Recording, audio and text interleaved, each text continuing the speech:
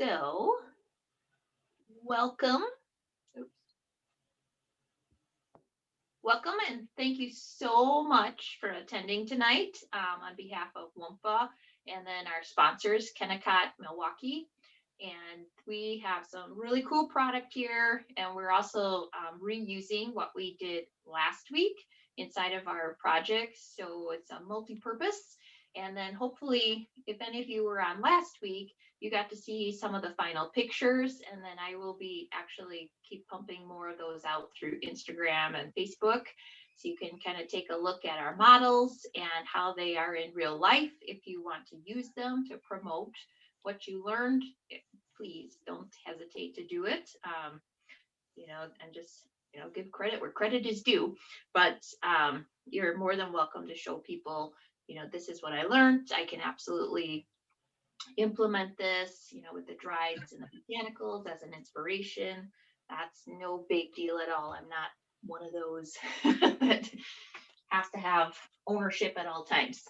So thanks again. And so I'm Lisa Belisle, and I do all the education for WUMPA, and we are going to get started. So this is such a huge topic right now. I see on like Florista Facebook, professional florists, florista floors, everybody is asking these questions of what the mechanics are behind these floral pillars is what they now come up underneath Pinterest and a little bit on Google, but they have a hard time pulling that up. But as florists, we call them broken arches because they're kind of there and they tip, but they're not quite mended over like a bridge. So, and I understand it's super trendy right now. I get it. I actually have one booked for 2022 in October, and then a couple people are starting to come forward a little bit here and a little bit there. But so we want to be on the curve and trending towards it and offer it before other people, right? So that we can get that gig. And I totally understand that. For tonight's purpose, the size of my room. I don't want to use pipe and drape, but you can use a pipe and drape stand. It's heavier, it's more substantial, especially if we're going outside versus inside or next to a wall that we can anchor to or get some sandbags and or weights to put at the bottom. But we ask you to get a IKEA floor lamp. And so I have one. I didn't quite put it all together yet. And so it comes in this crazy box, and you're just like, what in the world do I do with this thing? So you can opt to keep this part or not. You can get rid of it. It actually does help for the top because that top piece, you want a little bit of sway. But the easiest thing to do is just clip that crazy cord off and then also clip the end piece off too if you don't want to pull it all the way through. So I'm just going to pop that off right now, get rid of it. And then I'm going to take that end piece, since it's so nicely semi-put together, take them off so that I know which piece goes where. Although I found out it doesn't really matter. You can just put them together as long as you got the right sides. Okay.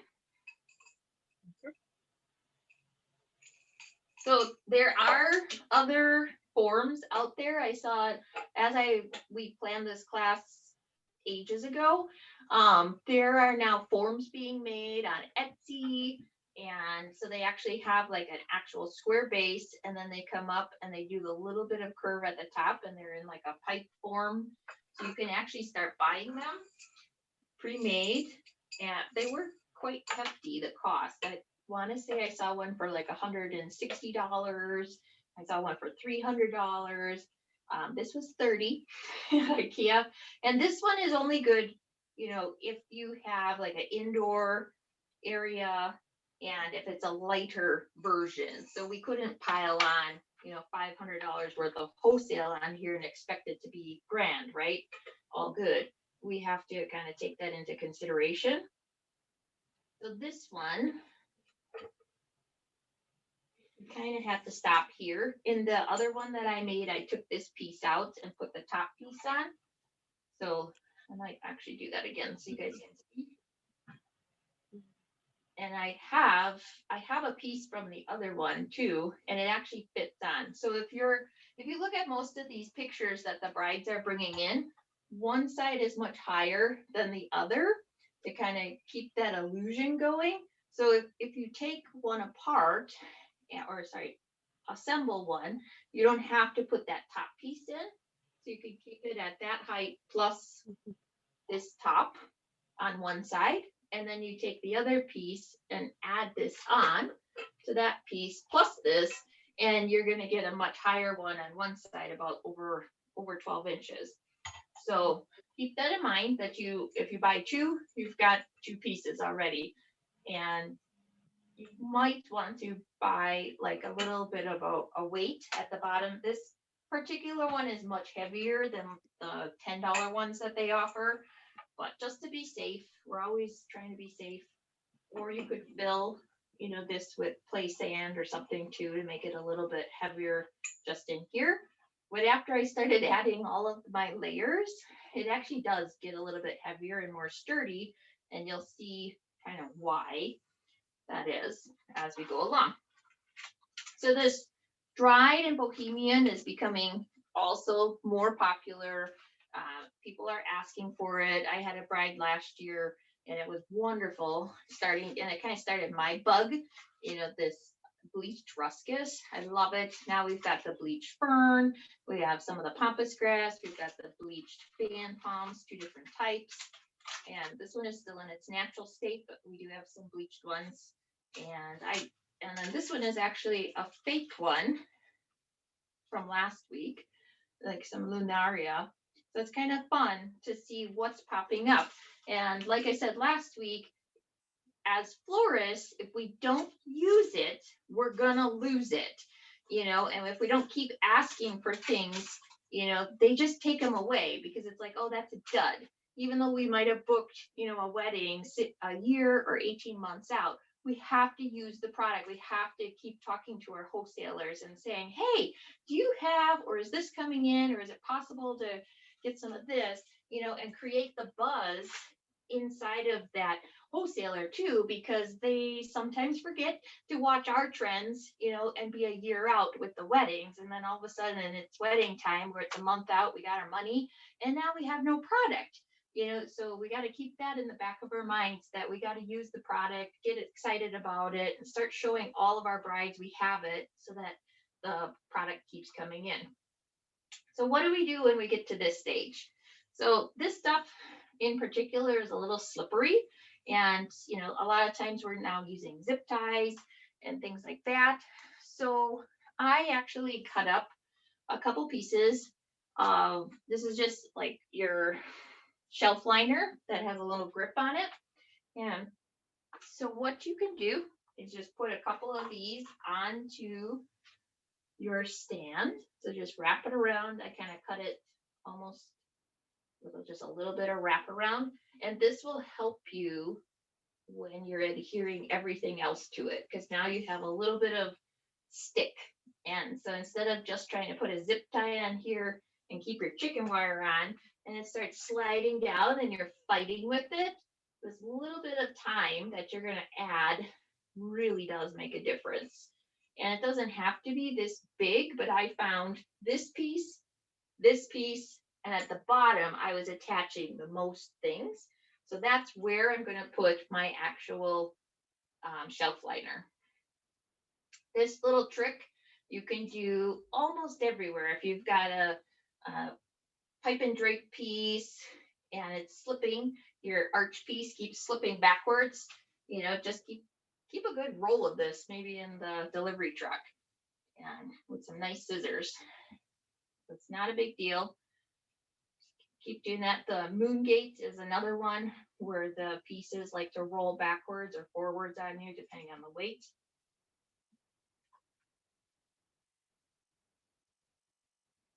I'll just get these on really quick to show you the base.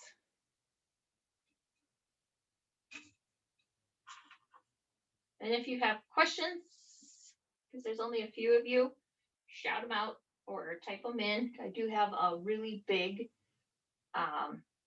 screen today that I can look at. So I can read them off and keep talking if I turn around. I see someone did type in. Get this on. Go from there.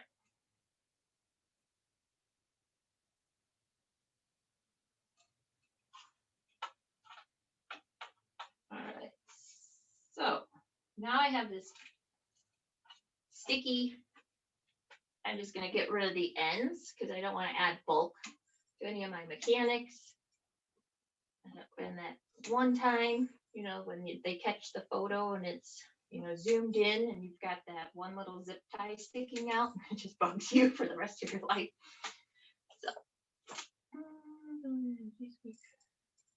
yeah, Facebook umbrella stands and piping, you know, you just want to make sure it's solid, you know, so when you walk around with this, you know, because you could take this in and out of your van and place it. You just want to make sure nothing has wibble wobbles and is a little too sketchy. So just be careful with what you choose. It might be cheaper, but I think in this case with the weather, I'm in Wisconsin and particularly Delafield, it is a wind tunnel. So I got to be really careful with what I put outside. It's almost like being on the lake or the ocean some days. So once we get to this point, because we're going to do a lot of the pampas grass and dried materials, we're going to add that directly on right now because this part here needs a little bit of bulk, and to add that later is just going to make life super difficult. So if you weren't doing, let's say, pampas grass, the dried ruscus and things that has this nice, beautiful long stems, and they're pretty stiff too, where you can get some nice curve off to that side, you can always use curly willow. So if you had curly willow tips or like the medium size and you anchor that onto here, that just adds a little bit more bulk, adds more stability, but then we're going to get that nice little curve off to the side. So if I was trying to bend this way, we have to come up over that head on both sides. So we don't want that one because it's missing its top, but we're actually going to use some of the pampas grass, and I got quite a bit here. You just got to remember not to breathe in because last week I think I inhaled it a little bit.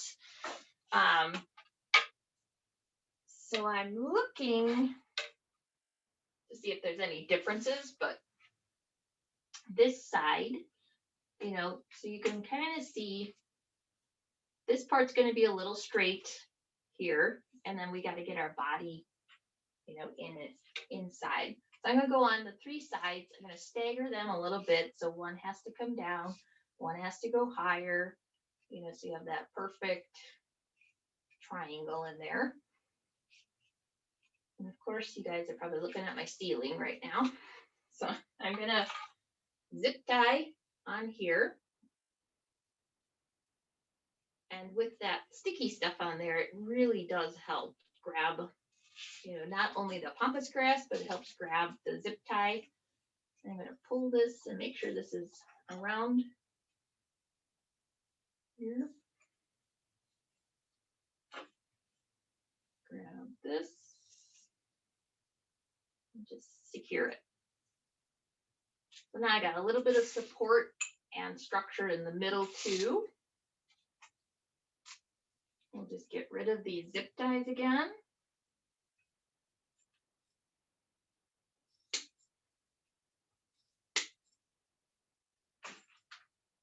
And then you can decide, do you want more, you know, pampas grass up here?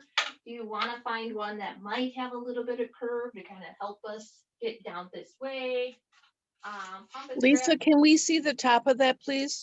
yeah, let me know if you can't see anything. Thank you. Yep, thank you. So this one is kind of blooming out a little bit, and that'll be a nice one to cover that front piece. So I'm going to stack that one on, and then I might need one just a little bit in between. So I'm going to go down and up and pop that in. Again, just a zip tie.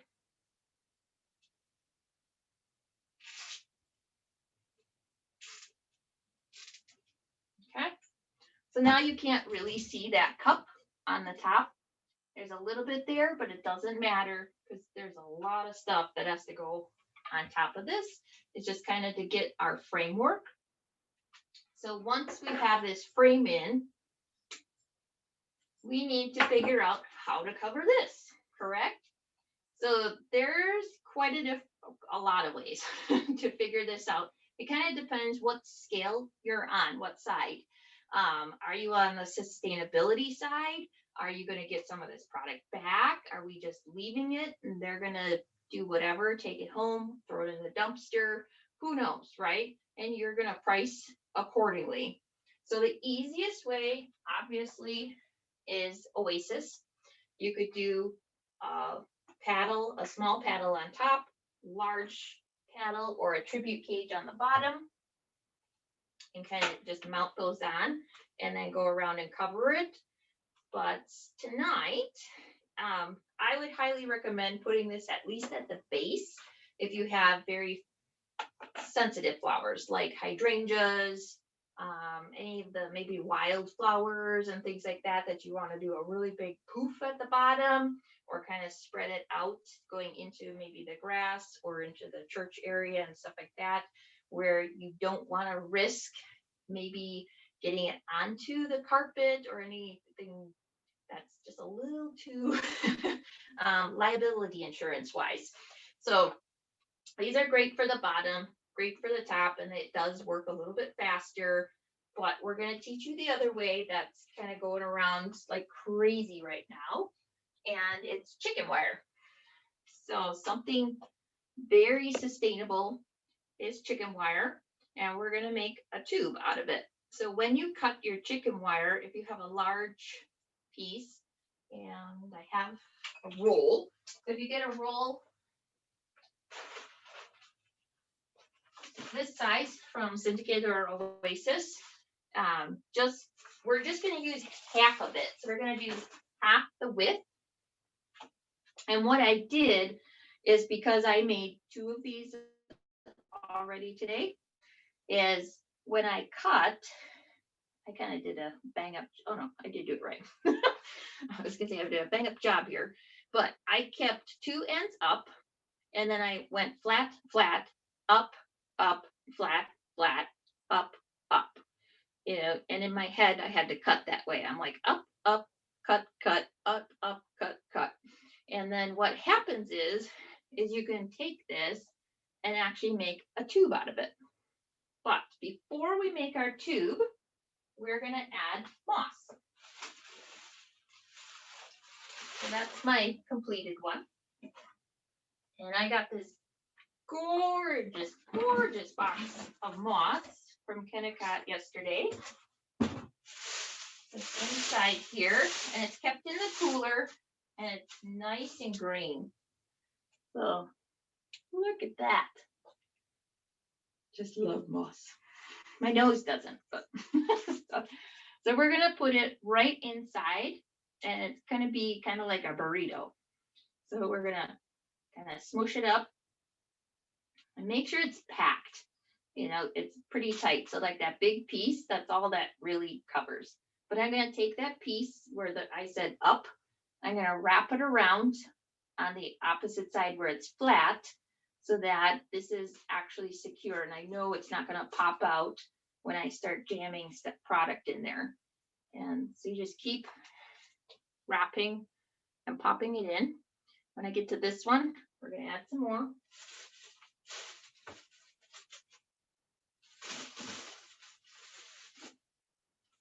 So I just kind of, I put the, the bottom side down or inside. So I kind of wrap it around. So I got this nice, beautiful green on the outside, just in case someone sees my mechanics. That's all. And I'm just hooking that one piece over. That's all I'm doing. And I'm just trying to keep a cylinder still so that I know when I get my hands in here and I get more foliage on top of it, I know the shape that I'm looking for to grab with the bottom of the stem or a water tube. And so when I did my original one, I actually had measured, like, where am I really going to start? You don't really need anything at the top for the water source. This is going to be your water source for your heavy stems, like roses, if you use hypericum, things like that. Anything that can support itself, just like, your arch pieces and things like that. So it's not made for hydrangeas and, really soft stems like a still bee and cosmos or whatever kind of crazy things you're using right now.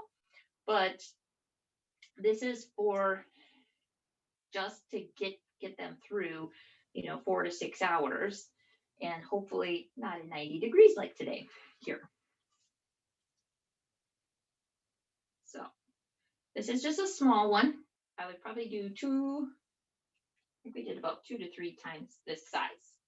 And then these are super easy to attach onto here just with bind wire, or you can take another zip tie, get it in between here and just zip tie that straight on.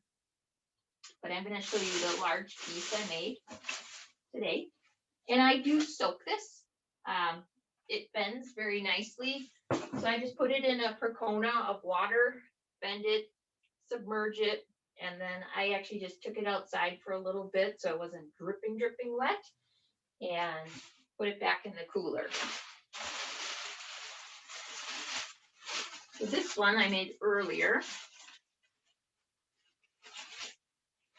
And you can prep it all before you go, because you don't want it leaking all over the place, and you don't want moss hands, when you go and hug the bride and give her bouquet, right? So I made this, and I already put my bind wire on because I knew kind of where I wanted this to sit already when I was kind of like playing around with it. So this I want towards the back. I'm going to kind of catch that zip tie end as my start. And I'm just going to kind of get my bind wire in between my pampas grass. So again, none of my mechanics are really showing. And that zip tie head is going to hold up that bind wire until I get down here. Here's another one. It's one piece. And I can just loop that back. And you could make like a snake out of it. You could get a little bit looser. The only problem is because you still have this post in here, you can't go too drama. So if we do it this way, I think.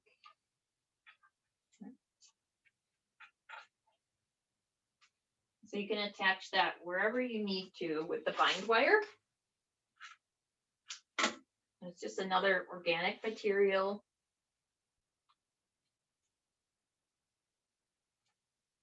Little hands in there. And crimp her down. Okay.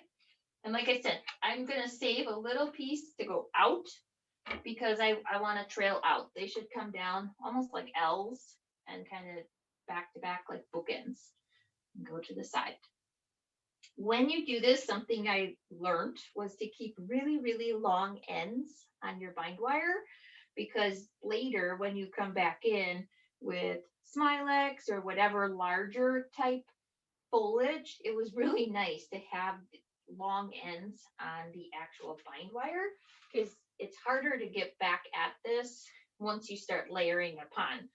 So that would be my lesson learned while I was making these, was to have, like a really good giant zip tie or twist tie, sorry, on the sides of these to start covering up the mechanics of the lamp and the pampas grass.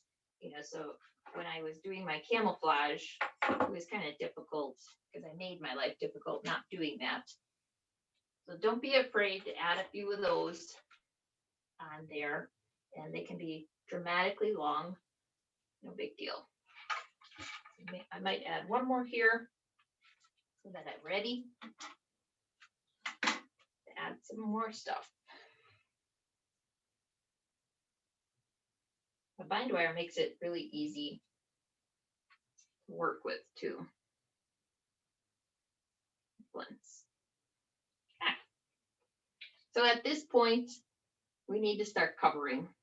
So I don't know if you guys have worked with Smilex before. This is also called Jackson vine. It's a southern vine that is very different to the Smilex we knew 10, 20 years ago, where it's itty bitty, tiny little things, and it doesn't last, and it's so delicate you can't even look at it or breathe on it. And this stuff is super hardy, very industrious in what you can do with it. It kind of depends where you get your product and who you're going through. This particular one is so clean, it's ridiculous. Normally I get all this like swampy stuff all over me, but the hardest part is unwinding it. So there's a ton of this inside of a box. And it comes like in curls in certain sections. So like this was one curl and it just keeps going. So this is nice and heavy. And this is basically the end. So I'm going to look at the top and see, does that work for what we're looking for? It's a little bit heavy at the top, but we can always take our clippers and, shear out some of that, give it a little haircut and make it work, so that would be my top piece. And then I would start attaching on, my shape. So using this twist tie up here, I can add this very easily to kind of gauge what's going on. I need to be, instead of 6 feet, I need to be 9 feet today. I do have a little step stool somewhere. So this portion, because there's such big pieces, what I could do is wrap it around. So I've got some body in the back. We don't want to do just one side, correct?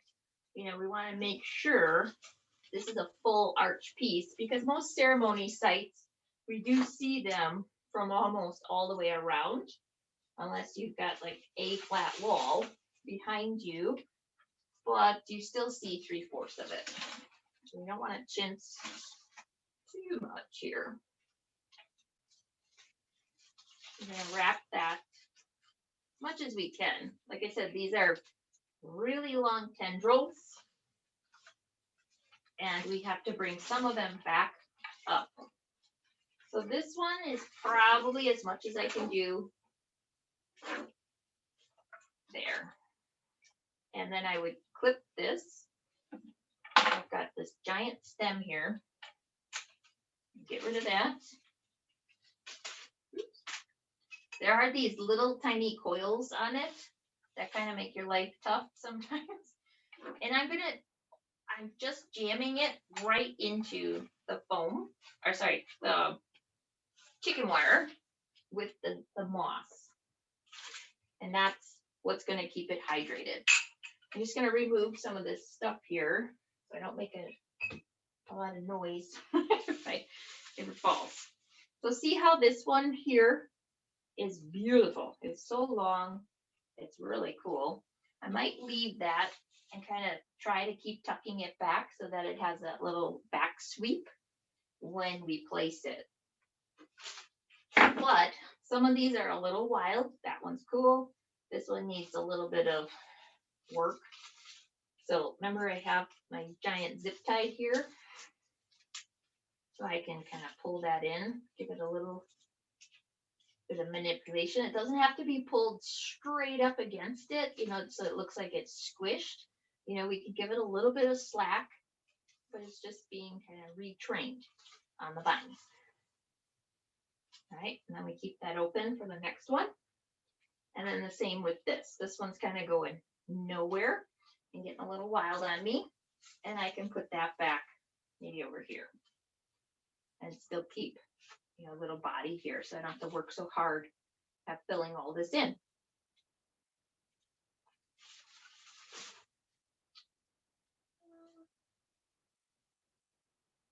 All right. So what I'm gonna do is swap.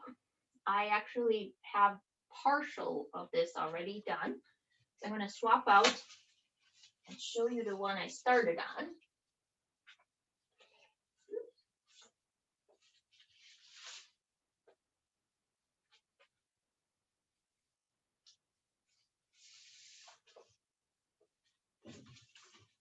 So this one, I did a little bit earlier today.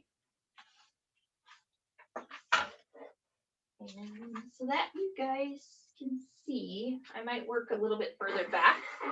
That's okay.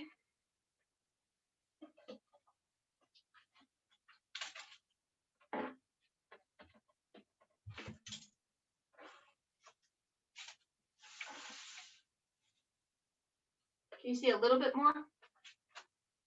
Not really.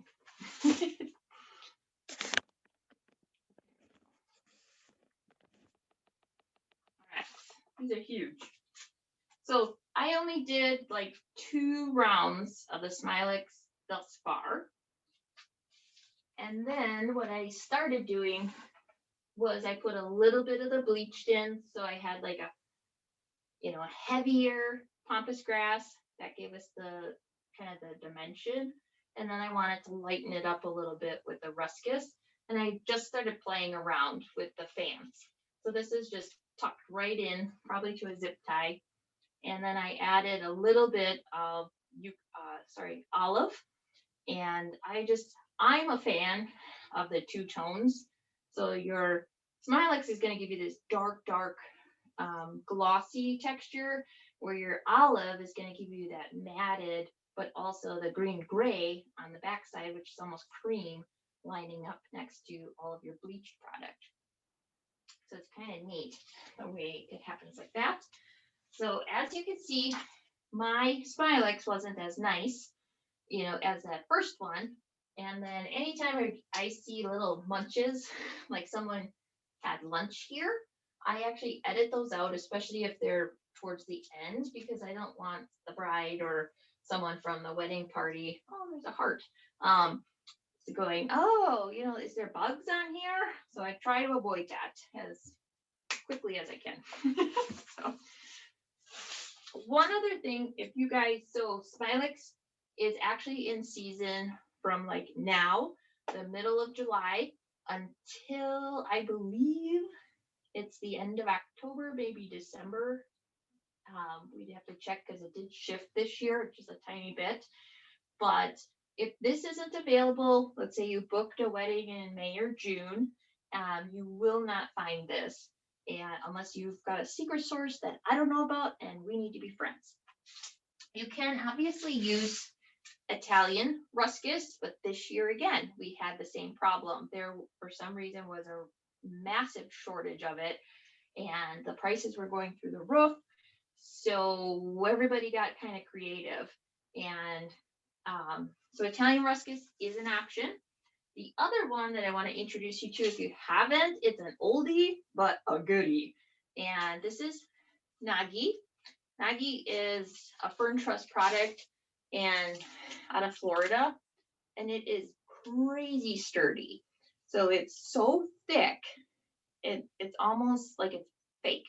It feels like a permanent botanical, and it lasts forever. This was gifted to me from another florist probably about 3 weeks ago. We were going to use it in an FFA class and just never got it. We actually missed the date. There's a little miscommunication, and I just threw it in the bottom of my fridge, and I said, oh, I'll keep it for class to show you what to use. Even if you don't have enough Smilex, maybe like you're saving it from a previous event and you've got one of these going on and you have maybe only a few strands of this, to pop this in is pretty darn close. The leaf structure is almost the same, but it fills in a lot faster. I'll show you, one stem is a lot thicker than this one. So it's great if you've got a really large one to do. And I wouldn't be afraid of putting this out and, or working on it, on a Tuesday, versus Smilex, I might not work on it till the day before. And only if you have the room to store it in a walk-in cooler, so you could break this apart and fill in this gap much faster. So for your smaller pieces, you can actually just jam them right into, oops, I'm gonna give myself a little bit more stem. I think I broke it. So watch your jamming. We can just put that right into the moss and make sure it actually is in there with a water source. So it'll fill in that area very fast. Okay, so this one I've got three or four bracts, and it's pretty thick. So I'm just gonna kind of walk around, look where I need to put it. And I'm holding onto the chicken wire as I do that, so I don't want it to move around, or chicken wire has a tendency to actually like open. So I want to make sure it does what I want it to do, right?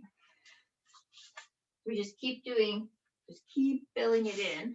And I'm actually going to try to find, there we go, a better Smilex to kind of get more body on this, so I don't have to keep inserting one after another and making more labor for myself. And see how nice and dense this one is. So this one, I believe, has a beautiful top. Ooh, these little curlicues. All right. So this one can go up here. I think I might need another twist tie because I filled that one up.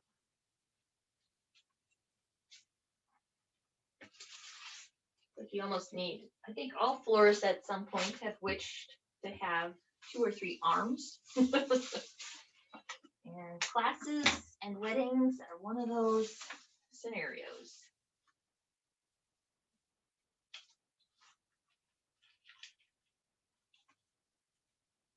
So shout out your questions if you have them, or type them in. I know this is very different. You guys are probably used to it. I still love my in-person classes where I can see your faces getting all screwed up when you're not understanding.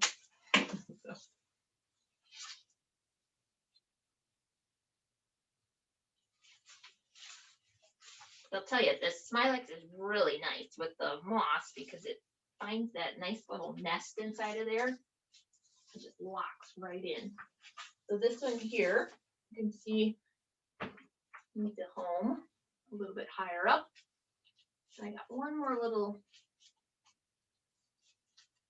tie here that'll work perfect.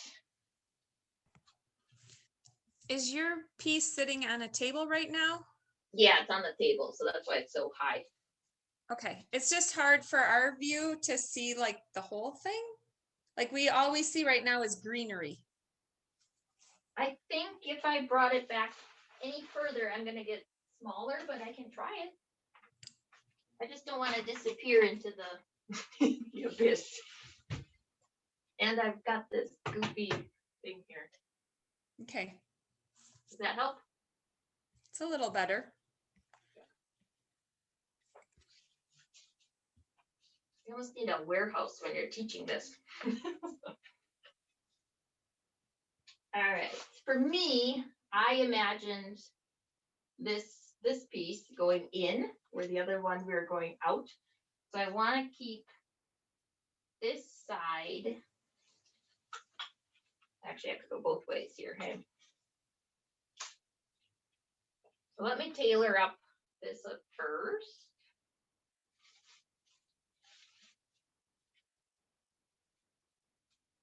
And then some people really don't worry about that, but I like to keep a shape. Not have like a Loch Ness monster out on the wedding grounds, but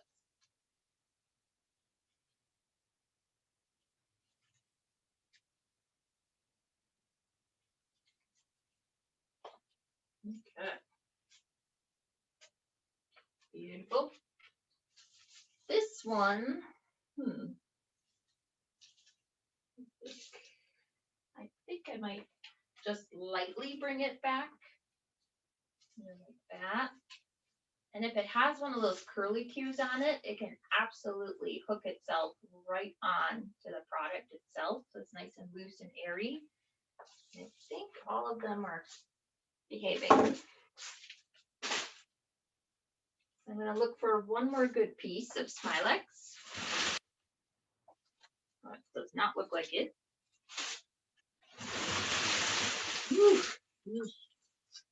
So this is what you get when you dig inside that box. So this could be one piece, this could be 5 pieces. And just remember, once you take it out of the box, it doesn't fit back in. But man, is it beautiful.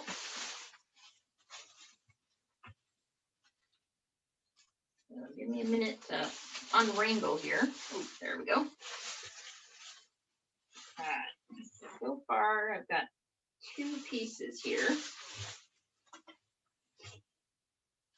This one looks really nice.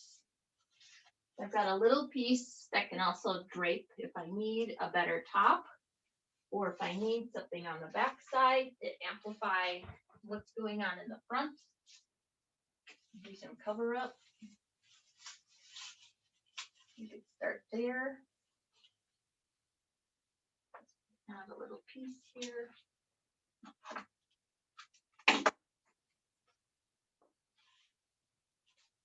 So then if you gotten into dries and the Bohemian look, or where are you from?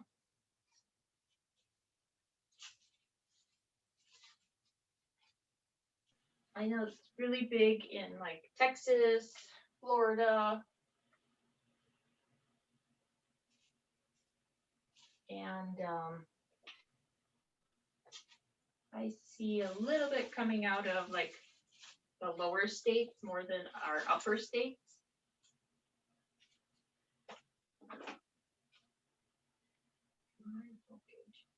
Can you explain that? A dry foam cage?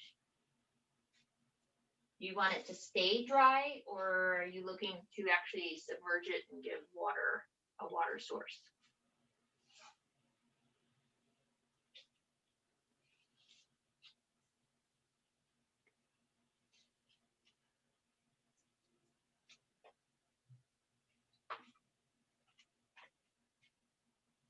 Okay. Looks like I'm just missing, this half here. It's very, very light. So with this one, that's crazy to even deal with, but it has these super long laterals on it that have some really good body. So I'm just going to steal those and tuck them in to get the rest of my shape here. So like this will cover almost all of this up front. And I'm going to go upward into the sphagnum Spanish moss. And I'm going to find just a little piece to hang on to in case my driving is a little sketchy that day. There we go, I found it.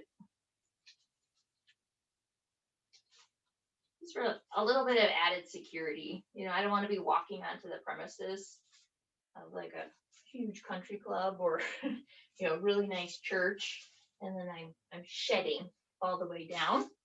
And because this is so new, we don't have like multiple opportunities to talk about yet.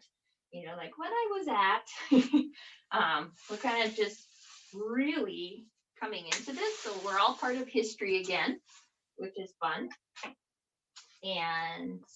But that's all part of experimentation too. So we've got to figure out what works the best, stick with it, or go with it.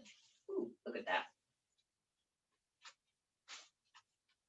The back side from like here to here is looking really good, and it's still pretty airy. So it all depends on what type of a designer you are.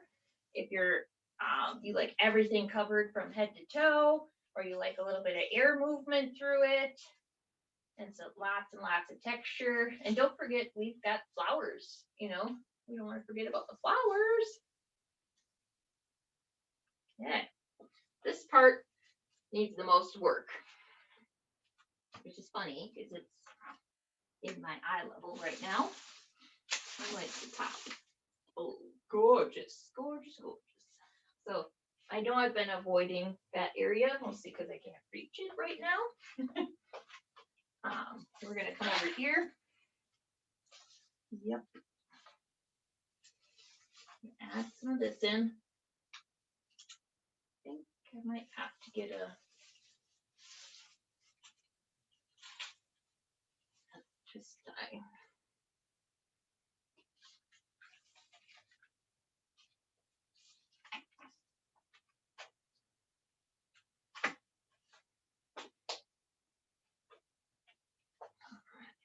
Something I saw the other day, which I was hoping would be here, is bittersweet. There's green bittersweet right now that's available, I think, for like another few weeks. And that's another one that looks a lot like Smilax. You can use it as a vine. I just don't know how well it holds up in maybe heat or out of water for a particular time. So I was hoping to play with it. You can always add your eucalyptuses in because we all know those are our trusted steeds.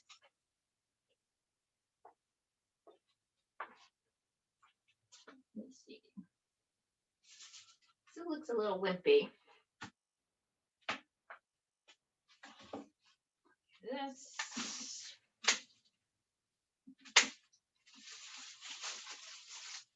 That'll fix it.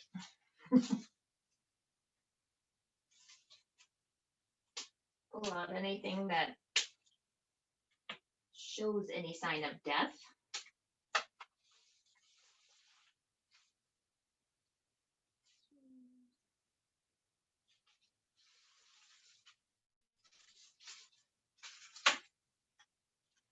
Actually, you guys maybe can't see this, but it's poking right out at me here, teasing me. I'm gonna get rid of that.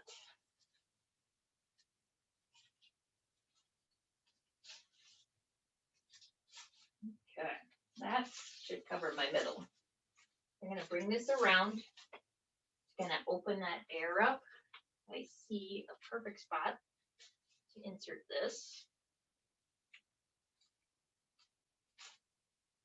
There. Nice. My bottom.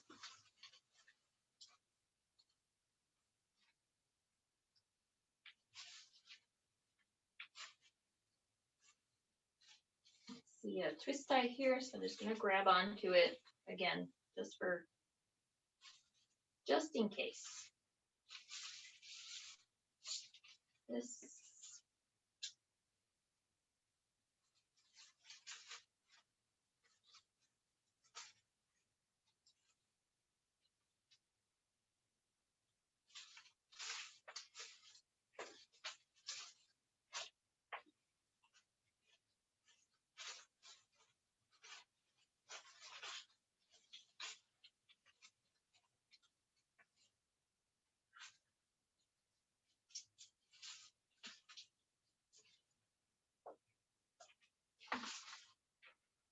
And I think maybe one more to sweep across, and we're getting there. And then we'll fill in with a little bit more of the olive.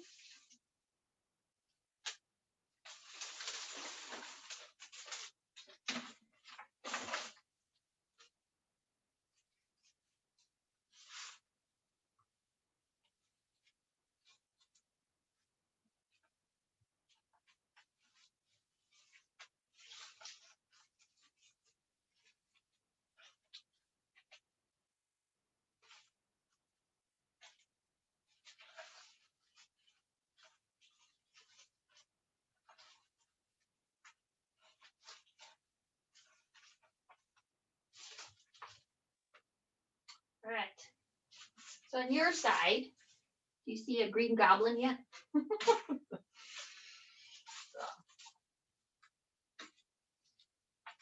This is also some pepperberry. Pepperberry is a great little fill-in if you need some little pops of like a rose or a pink or blush, stuff like that. It's actually been really nice this year, and it's a little pricier to pop in there.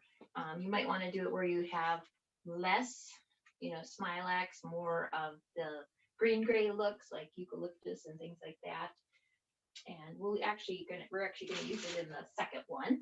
So now I kind of need to build in some of these dried, because we kind of lost that look, and that'll help us fill out a little bit too. So I'm gonna pop some of these in. Not sure where these were held because some of the tops are missing, but that's totally cool. We can work with that. I'm just gonna look for my moss to kind of keep them in there, even though they don't need a water source. I just need somewhere to kind of push in and get that height. So again, we're gonna lean that way. So I want to billow up a little bit on this side.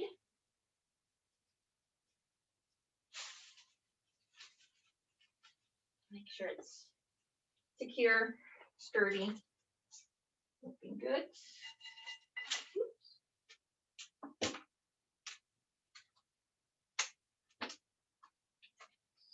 I've heard that if you put this in your cooler or someplace that's a little bit more damp, it stays a little bit longer. I keep mine out here, just in an open space, and I do notice it gets a little vicious. I was working with it for a centerpiece, and these ends become just like razors. So this one's still very pliable.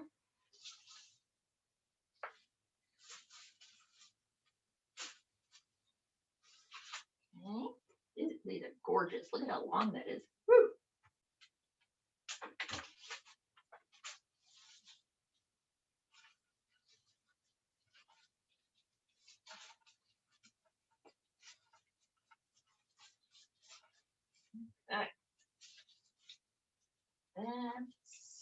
And then we want to make sure we have that flow off to the side. We're going to do one more up here. Nice long one. And it actually has a curve up. That helps me out.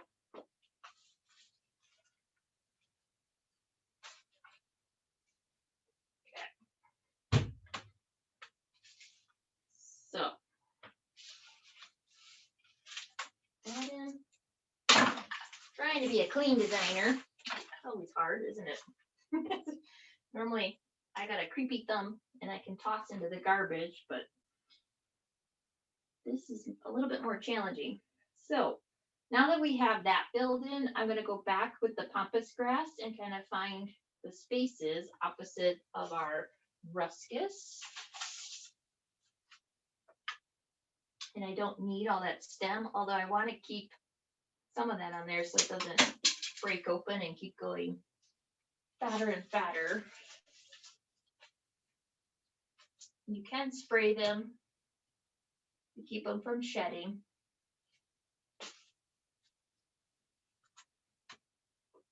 I think one of the key things with pampas grass is to make sure you keep it in the form. The hardest part is, when I look at some of the newer designers do some of this stuff, is that it's very flat, or it looks kind of like a turkey tail at the back. So you really still want to keep within your form. This one looks super goofy right now, but once we get a little bit more texture through here and start adding roses and things that pop in and out, it will balance. But just make sure it's not all just like bing, bing, bing. Just keep turkey tail in the back of your head, and you're like, too much. You have to keep going around. So what I'm going to do is, to avoid that, having these big pampas grass come off the back, these actually do open up very well. You can clip inside of here, clip that out. Now I've got a short fat one. And I can just pop this off, and to balance that out, I can bring this around. This is gonna be my more shallow side anyways. And see how I just have just a little tuft. And these can be the shorter ones that are tucked in just purely for texture and contrast versus, you know, for height and width. So now it's not out. And it looks goofy no matter what right now.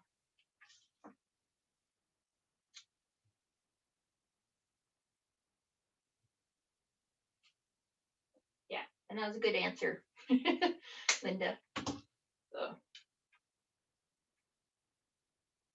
yeah, all of our cages are actually reusable, believe it or not. So you can just reinsert them. If you get one from like a funeral or something, you can just pop out the old Oasis and use it again.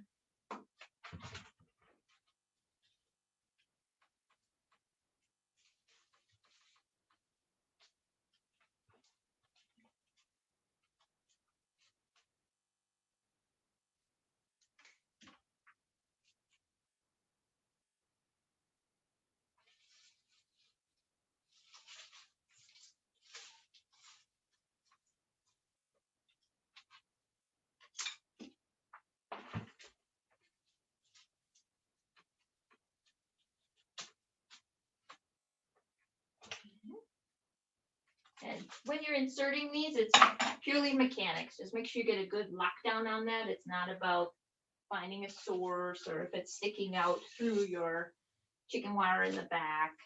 It's all about just finding a good place to lock it right in.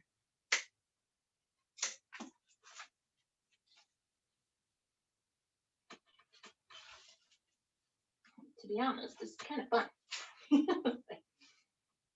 Finding a new style.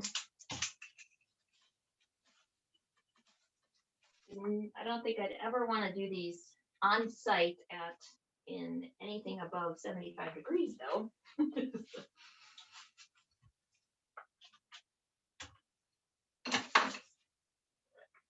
This one I might move. This too could be like, you could actually follow the pampas grass up and out. And if you're doing, you know, kind of a backlash where the pampas grass, remember it was very popular, still is, straight up and then kind of fade away a little bit. You could definitely do that. So see how we're kind of getting our lot of texture inside of here. This one's a little bit tall, but looking good.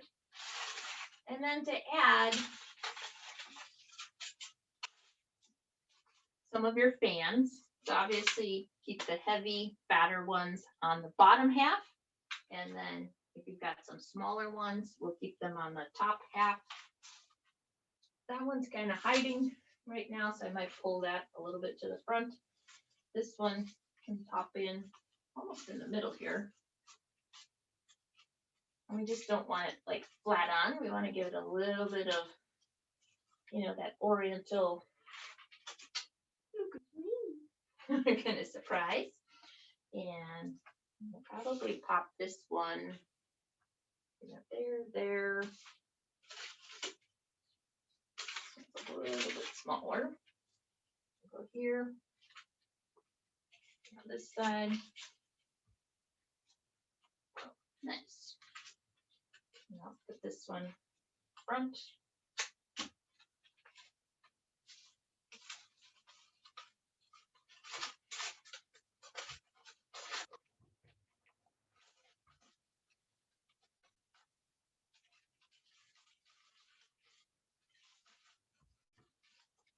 Yeah, tough time with this bottom.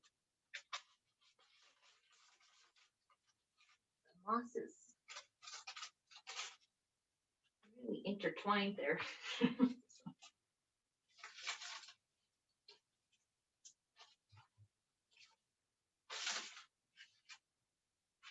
There, much better.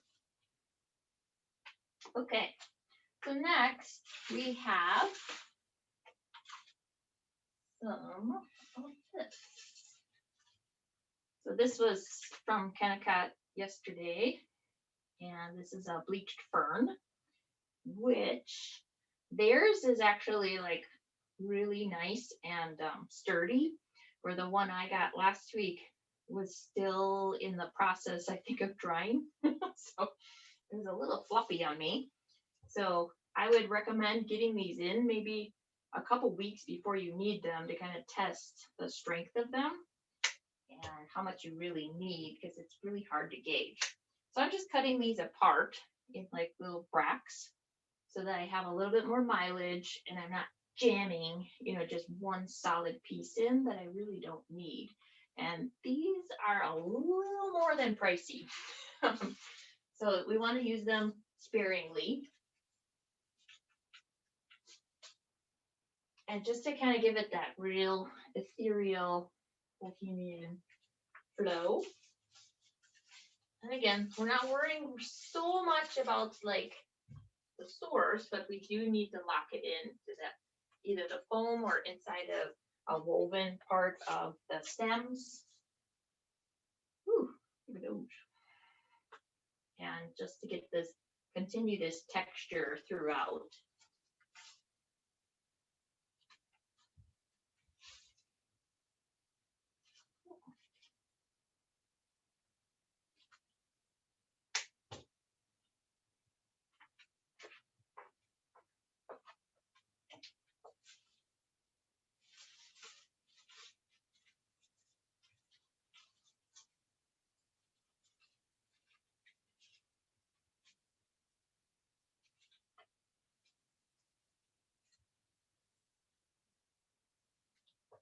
Okay.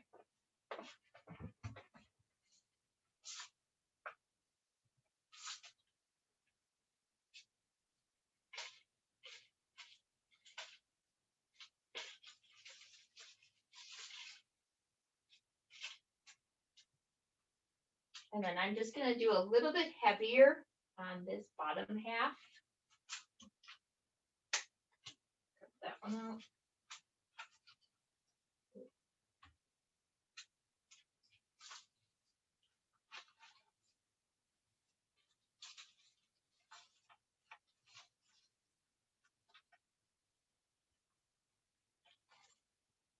Okay. There's a little piece here. This stuff really makes my nose twitch. Alright.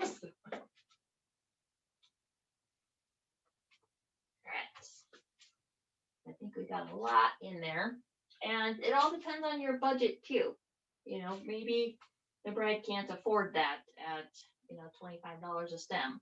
And, some of these that get kind of up there in the price. So we want to make sure we have a good, nice, even distribution, something that looks cool with the dark green and the light creams and bleached.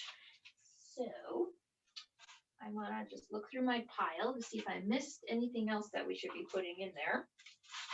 From our class last week, you could add the lunaria, but I think it would get lost at this point with the shape of this. It's too much repetition. And then we can go and add in our fresh.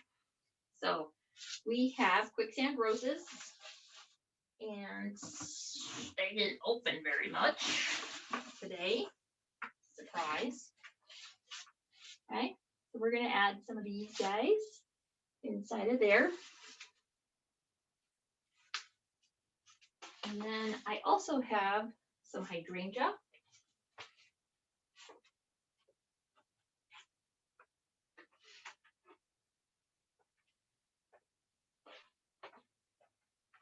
Which really complements the bleach, and it'll be another good texture because this, even though it's dried, it does have a little hard edge, like a masculine edge to it, and the hydrangea will add that soft femininity to it.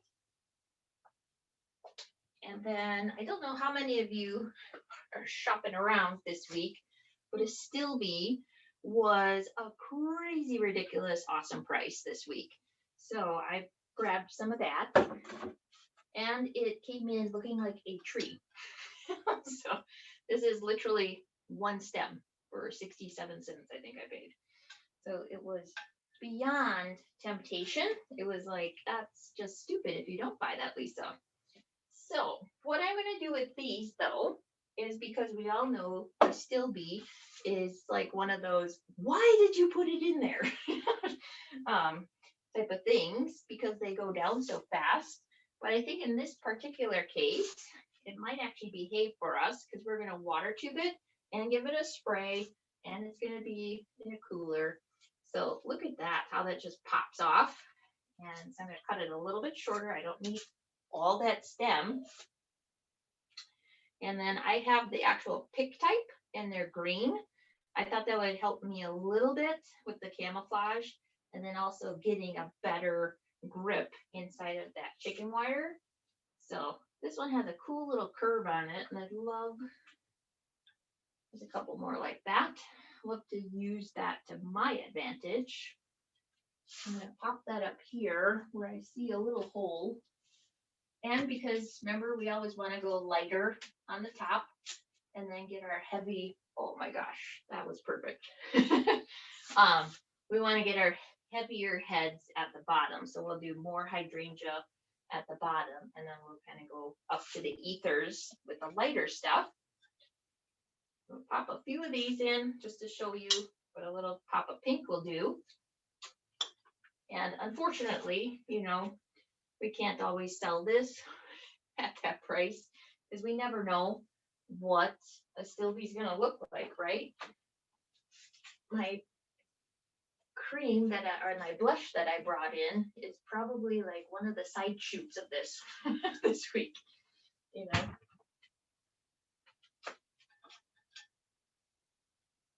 So just make sure you have enough stem, because mine, I think it might be difficult for you, but I'm going in almost 6 inches because I want this to look big and robust, but I'm not going to spend $300 doing that.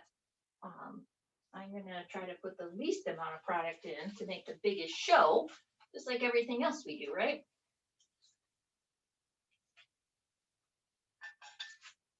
Nice, nice, nice pieces. Oh, gorgeous.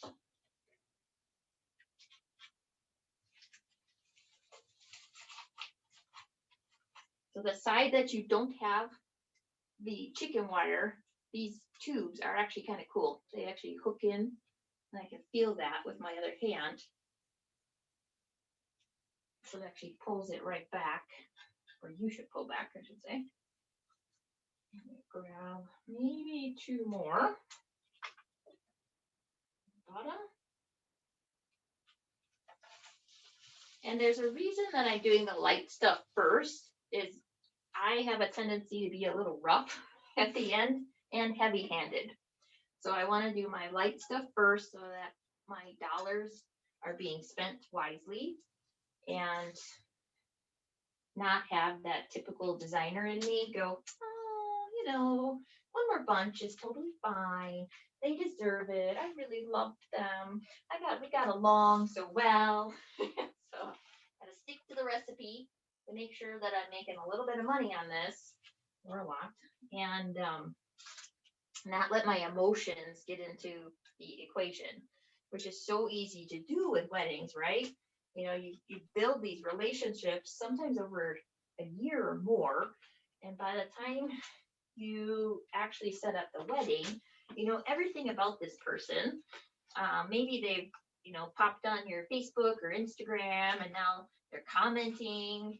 You know, it gets hard to detach that emotional side from the business side when you get to Speaking this. of money, Lisa, what is, maybe I missed this, but what is the price on something like this, the set? What do you normally get in your area? So because it's so new, I actually have to really add it up. You know, this one is obviously going to be super elaborate because, you know, we were sponsored, and I might go a lot easier on, say, the drieds, but I was a little sparse. It wasn't like over top overkill. You know, when we do our photo shoot pictures, it might be a little bit more inside of there. So I would easily guess that a set would definitely, I would probably have to start them at $600 minimum, because it is a lot of labor, and depending on what you're doing, these could easily, climb through the roof at, $1,200 to $3,000, depending what's going in on here, like how many roses. My rose prices have gone up. I'm sure everybody else's. I've been watching a lot of the Facebook stuff, and I've seen people already up to like $2.95, like $3 cost. Holy moly! I've got wonderful wholesalers here. Can't complain. And yeah, so a lot of it, you've got to do the math with what you're getting, and because it's been so uneven is a great word, I think, for 2021. Is I haven't seen a whole lot of consistency in prices, so we gotta just do our math and figure it out. So, but I would put a heavy labor into this. Like your labor charge should be pretty high, because it is, if you're doing it this way with the chicken wire and the moss, that in itself is quite a bit to start with. So don't be afraid to charge either. I know a lot of us, again, the emotion comes in. What if they don't want it? And I really want those pictures, so I could do more of those and figure out a faster, more efficient way to do it too. Don't sell yourself too short to get that photo, but yeah, we gotta keep the cost. So when you think about like Smilex is on average what, $125 a box, and if you could crack out 2 of these a month and kind of split that, you're obviously going to save a lot of money there. But that's hard to do because no bride comes in with the same vision half of the time. So we've got that to worry about. And then do you have enough staff to carry this out and take it to the site without damaging it? I'm putting the roses out a little bit further in some spots because I really want them to show in a picture. I think we have to remember that when we design. It's not just like what it looks like here. We got to really add a lot of texture and depth when we think about their photos. And hopefully you're getting all really good photographers to share with you. Because that's free advertising for them. I've been super lucky this last year with photographers. And if this rose foliage, I mean, this is crazy nice. So if this foliage is nice, I'm using it. I'm normally not a foliage person on the flowers, kind of a gal, but if it's this nice and I don't have to pay for it again, I'm using it. I'm gonna hide some, not hide, but I'm gonna add some to the back here to make sure I'm getting a lot of depth inside of this, and it's not just gonna be flat one-sided. For tonight, it is gonna be a little bit, because I'm pretty sure you don't want to sit and watch me for 3 hours, try to do every nook and cranny. You just want the basics of how this is done and what it looks like with a little bit of color. Correct?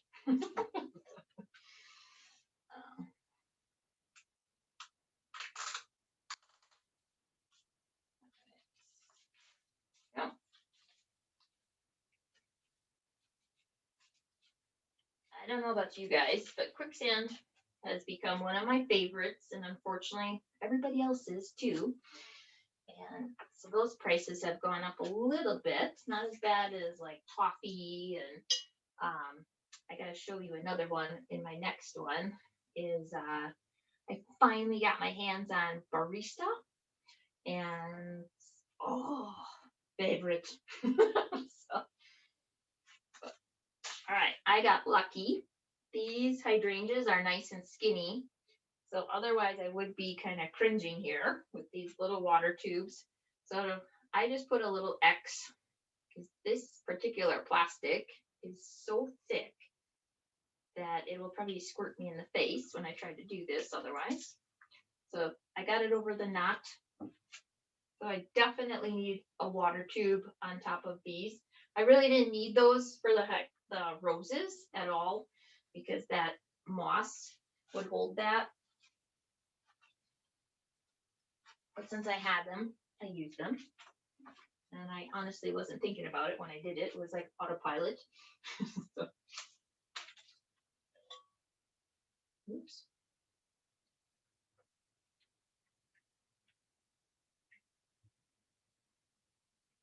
Yeah, I think these would be super cool when peony season is in and it's a little bit cooler outside, and just bring one of these out and have some full blown blasted peonies, like a nice Sarah Bernhardt or what's the other lighter blushy one with the hydrangeas and the Astilbe. Oh my gosh. 2 tones of roses or 3 tones would be pretty cool too. And again, it all just depends on your budgets that these brides are looking to spend. And we got to start off, you know, at a higher rate because of what's being put into it. An arch is so easy to do, and you guys have been doing it for how long now? You know, you can slap up how many paddles as quick as you can.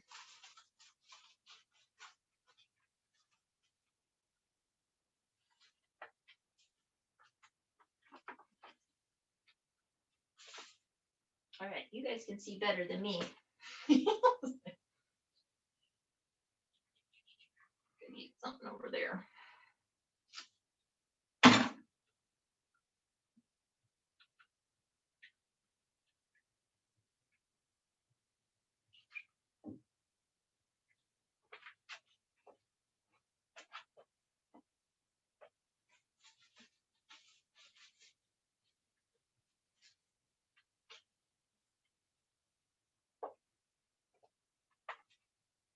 Cool.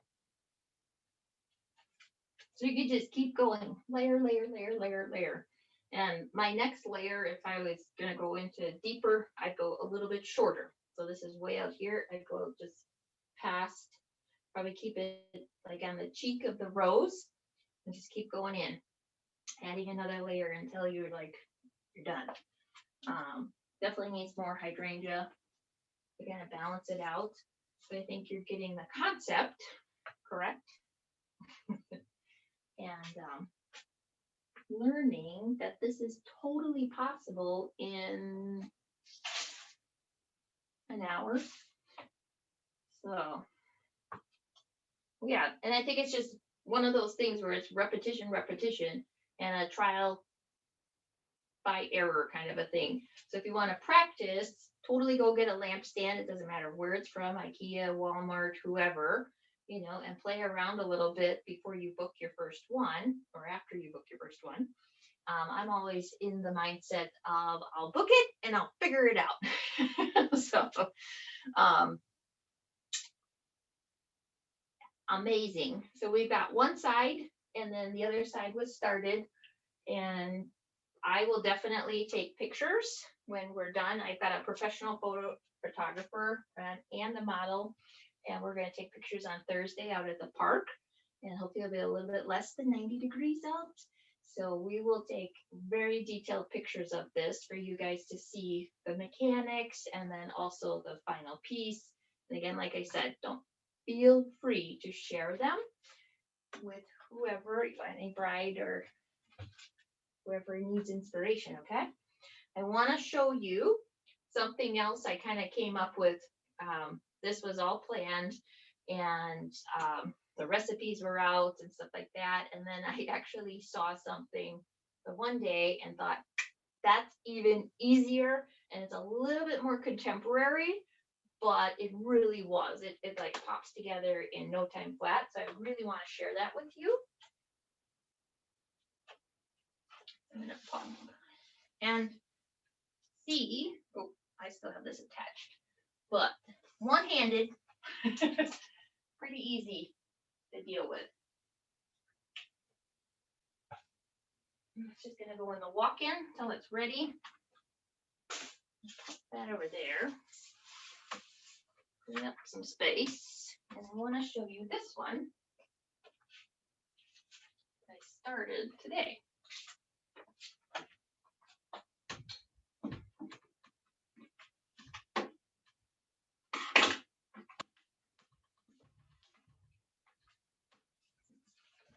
And I can bring forward, right?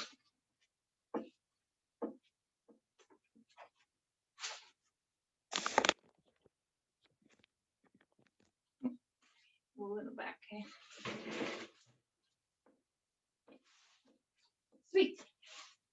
So this one is actually, my neighbor is a metal artist, but I know a lot of you have like Harlow stands or very similar. I believe UCI has a stand similar to this, maybe a little bit heavier. And I, as you can see, my ceiling and above there, I have a wood fetish. So I love playing with wood. And last year when we were quarantined, I actually started playing around with these because they were meant for a wedding. And so I spray painted them, had them here as a sample. And then I actually attached these two pieces and this one at the bottom. And I put like air plants and succulent hangers inside of there.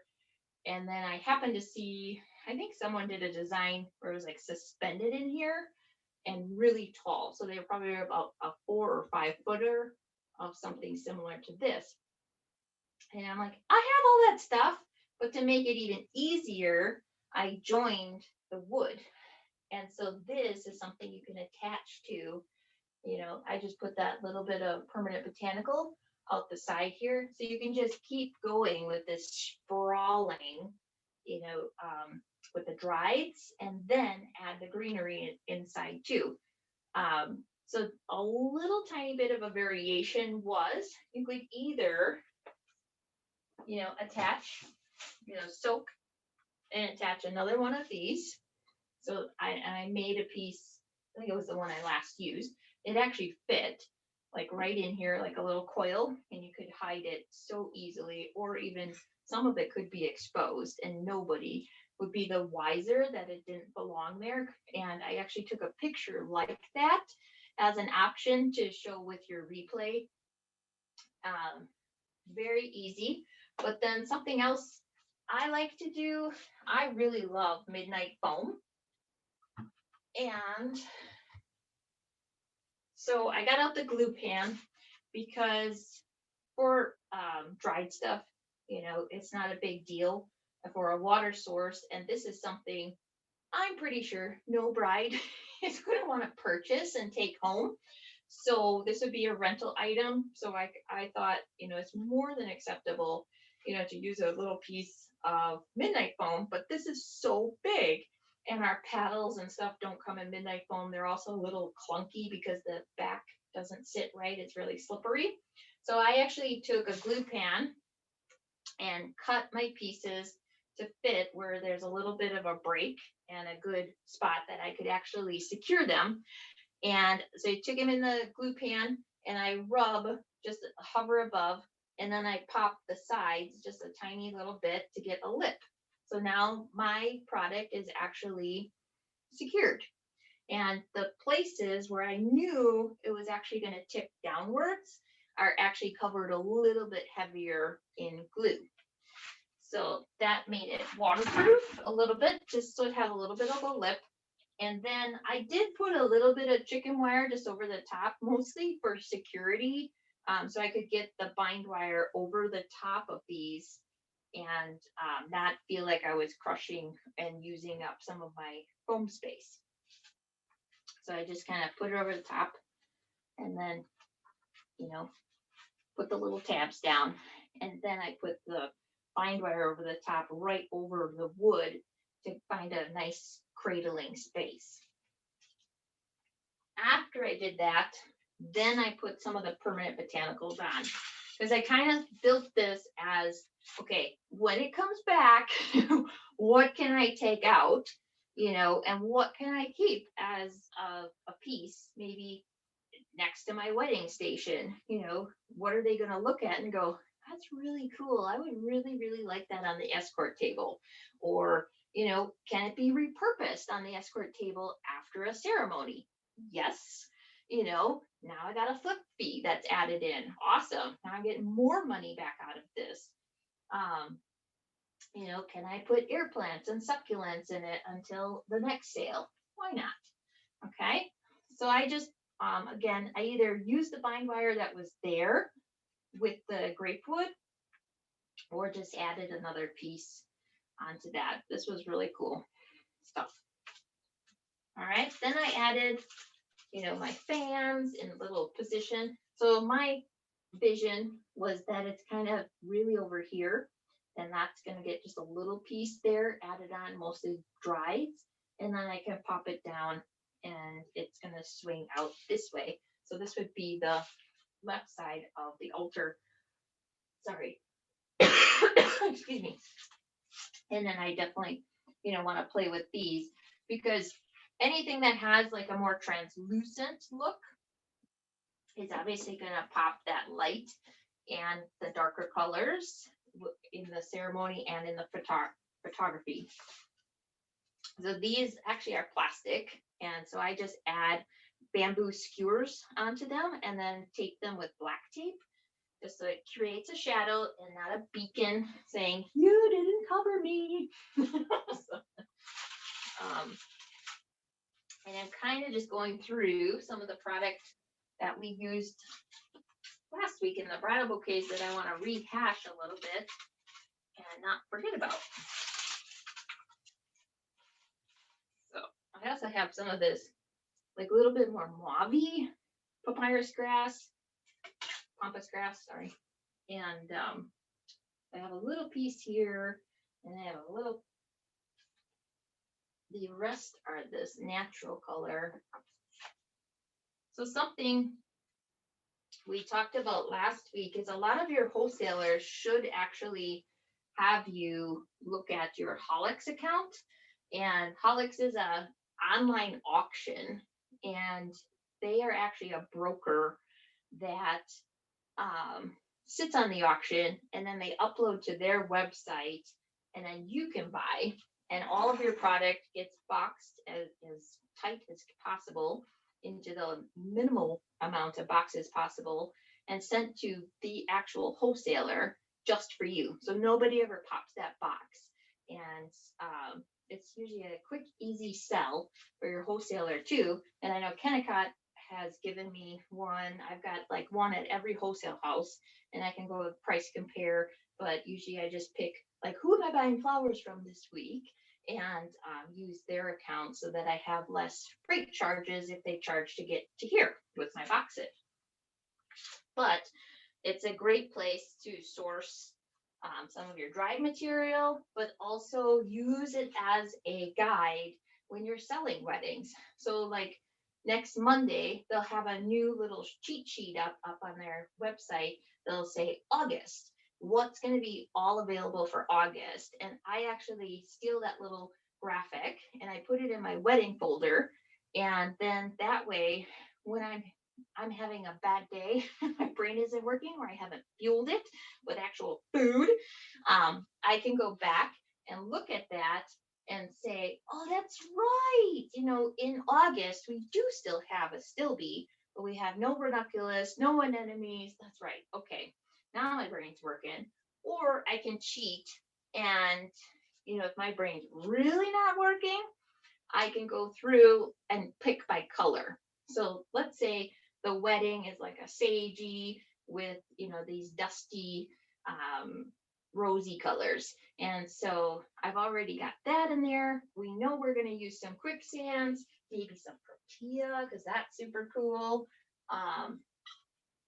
And then I click on pink, and up pops, you know, maybe, you know, this is actually from last week, is that brown Lysianthus. And you're like, oh, that's right. That'll be perfect with this look, right? You know, and maybe a protea will pop up, and you're like, oh, pink ice, that's the one. You know, so it is a really good resource to use. So don't be afraid. It is very intimidating, you know, also in the beginning, but feel free to reach out if you want some help. And so watch this. So we have all this beautiful creams and these light, delicate You know, some are a little prickly. So then we add this quicksand in here. And I just love color and how it just pops and plays and darkens and lightens. And but when all I saw before was like starting to see like beige and cream. And I was like, oh, it's looking very Palm Springs here, right? And now that I added that in, I'm like, oh, I love it. You know, it just really softens it out. That femininity just pops right off the page. And don't be afraid to like really go big and out. You know, with my younger students, we call it push pull. So push one in, pull one out, and really get this depth working in your favor. And if you're ever in doubt that it's too far out, too far in, you know, you're creating more shadows than you actually should, pull out your camera phone. That is the worst critic on this planet. You know, you'll see your shadows immediately. You'll see where your balance is like kind of wonky. It's crazy what a camera can pick up that maybe you're not seeing because you're on top of it or you're not stepping back a little bit, you know, not enough. So don't be afraid of that. I'm going to put this one down low to kind of give you, and you guys are so far away, probably looks like a blur, but I'm going to kind of zoom in and show you what this one looks like.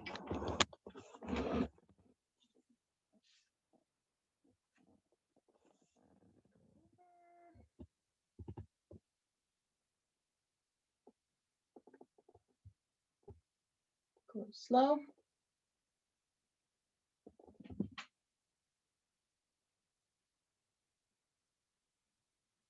Sorry, I'm trying to look on my TV. See what I'm showing you. And I'm probably pulling the wrong way.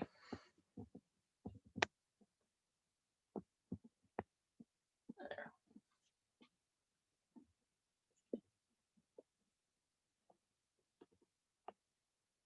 Cool.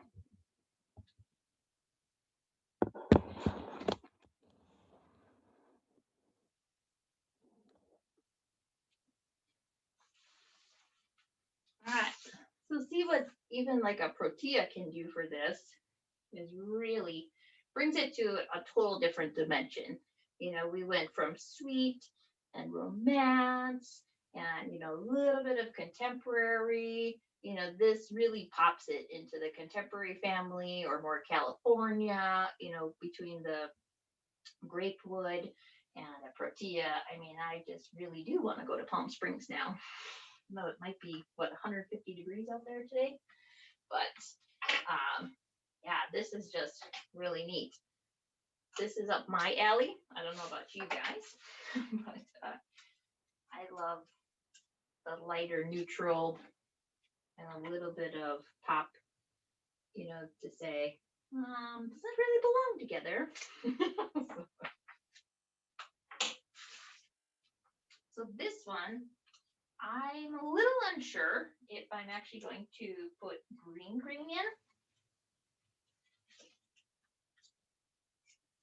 in. And I definitely want to contrast this color because if I'm going to put the protea in, I already have that really dark, mauve-y, dusty, I'm almost hitting the fuchsia magenta side. So as promised, I actually have barista, and I did find these off of Holics because I probably can't afford the Colombian ones. So this is barista, and they are very difficult to describe because they almost have every color that's currently here, plus a little pop of like peachy, but more like a sandy peach. And on the website, they actually say peach, and so don't count on that. They are definitely sandy, dusty, mauve, you know, really rich, but they have this hot pink on the edge that like someone threw dust over the top of. But here we go again. I'm going to show you. I actually am taking the greenery off on these because green doesn't go in here today. And when we put this up against there, wow. I mean, it just pulls out. Before the mauve kind of just went right in to the palm fans, the pampas grass, and now it just pulls it right back out. So that's what I'm talking about with color. I'm gonna kind of pop that one actually back here for now, even though I kind of want a $6 rose to be front and center, but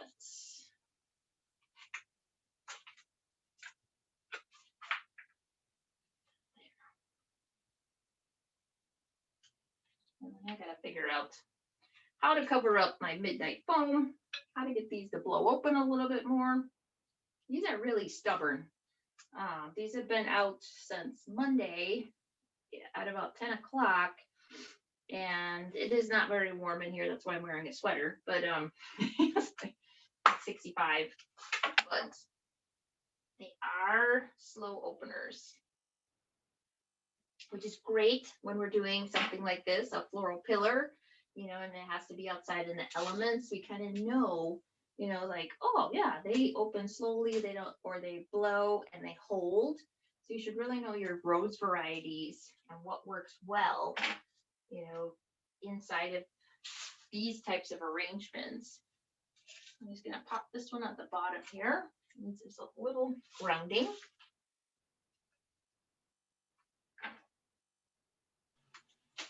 Are you a fan of reflexing the roses? I personally am not. Me either. Okay. As you can see, like I don't even touch my roses. I don't touch them. I've worked way too many, I should say I've freelanced way too many places and watched too many things. So like, I will be honest, these are from the bridal bouquet last week and they are perfect. I mean, they still have no blemishes on the top. And it's purely because I don't touch.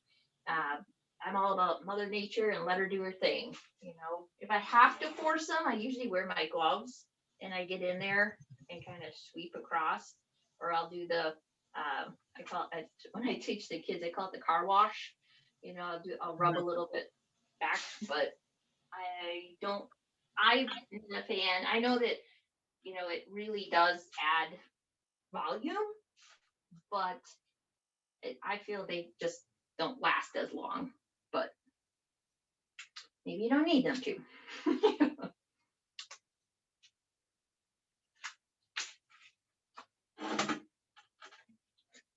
Just want to build back a little bit because I'm getting very front forward. I'm losing a little bit of my depth here. Again, I'm pushing on the other side of the foam here, just so it doesn't wiggle out on me, even though it is pretty secure back there. And then I kind of want a little surprise up on top. I'm going to keep this one a little bit longer.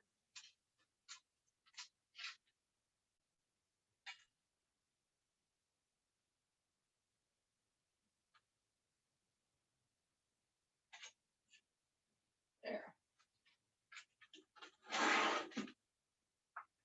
think I do. Come in a little bit shorter. Maybe more depth here. There. That made me happy. And I've got like some Lizzie I can add inside of there. I'm a local grower. This is the place where the pepperberry would do very, very well.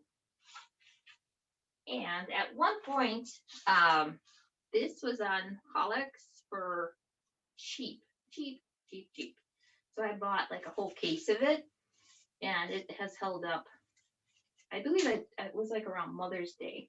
So if you have like a fall wedding, an autumn wedding, whew, just imagine popping that in there. Or I recently had a bride who had like this color with blue and a little bit of blush, and oh, it was just like to die for.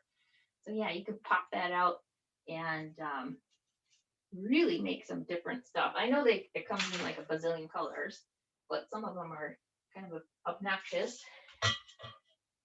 So I just want to give a little test to see if this works. Here's one. It actually fell out. Let's see. Would be kind of cool up here too. You know, see how this works. I think somebody's talking to me. I think these virtual classes have gotten very difficult as everybody tunes out or is doing two things at once with our busy lives. It's totally understandable. But at the end of the day, I'm here talking to myself, which I'm usually good at. We call that a staff meeting here.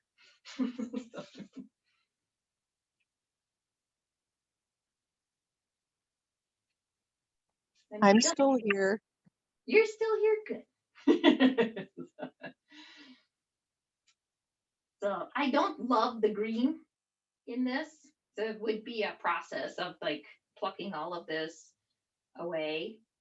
I did find accidentally, because I forgot I had this at the bottom and I forgot to put it in water one time. So actually when I picked it up, all the foliage just fell off of it. I'm like, nice.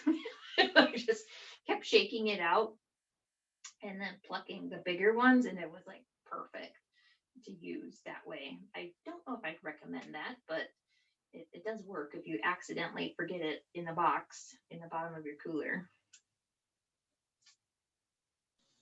Have you used the painted Plumosa from Hollex much? We just got some in and we're having fun with it, but I haven't figured out, should I put it in the cooler? Does it need water? And then I accidentally over-ordered. So any idea how long that lasts? No, I had all this stuff in my Hollex cart and then it timed out on me. So I got stuck with all of it. So $1,000 worth of stuff I didn't necessarily need. Oh, you can call and get that off. I tried, but my rep was in bed and didn't get the message till the next day. So we're using it. That is why I say it's intimidating, because when I first learned, it was the opposite one, the Hilberta de Boer, and my manager was showing me how to use it, and she's like, you just click here and you click that and do this and do whatever, and I'm like, yeah, looks good. We X'd out and we probably walked away instead of Xing out, and I kid you not, like a week later, because I used to get all my orders pop up on my phone in the mornings. I turned my phone on and I'm like, whoa. I'm like, seriously? Like someone ordered $2,500 worth of calla lilies? Wow. And at that particular place, that was not unusual. So I thought nothing of it and went to work. And then I had this lady chasing me down the hall. She's like, Lisa! And I was like, what? And she's like, oh my God, I got those calla lilies off. And I'm like, what, you're blaming that on me? And she goes, that's the day I showed you how to get in and log in. And I'm like, oh. I said, I didn't add that many. So I learned very quickly not to leave and make sure what's in there is yours. Yeah, I waited to the last minute and it timed out on me. So it still said I had 10 hours, but anyhow, have you used that painted Plumosa at all? I have used it more for shows and stuff, but I'll tell you, I've painted my own forever. Okay, good. Because I got a lot of it. So that's what I was hoping to hear. Painting like the palm fronds and stuff, which obviously is fine, but I've been painting like a lot of monstera leaves because I love the colors with this. So like I'll paint them rose gold or whatever, and I know the whole paint thing and the shortage right now, but I've got a lot of paint here, and so I'll paint it with like a super silver, and then I'll paint it like a darker version of this, and the purples work great too for more trendy people.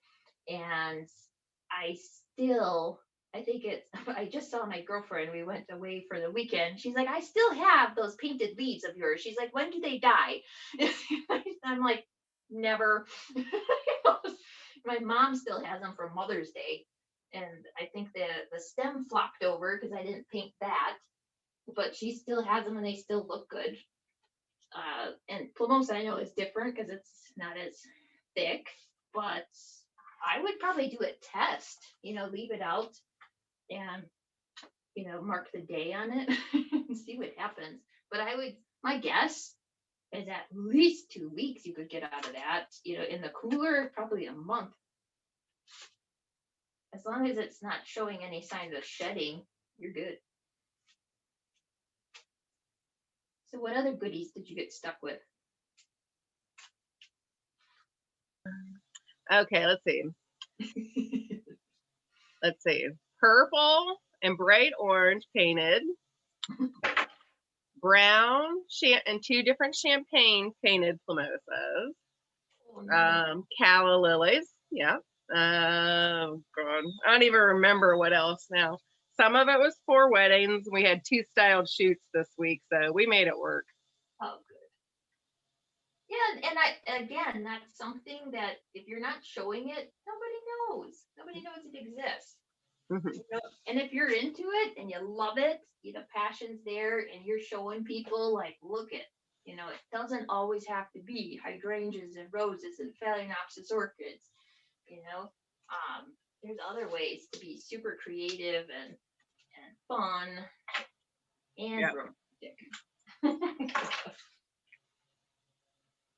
And a lot of that stuff adds up so fast with the hydrangeas, roses, and phalaenopsis, because we just did one in Chicago, and it was just crazy, the bill. I think my credit card company actually flagged me, because they're like, is this correct?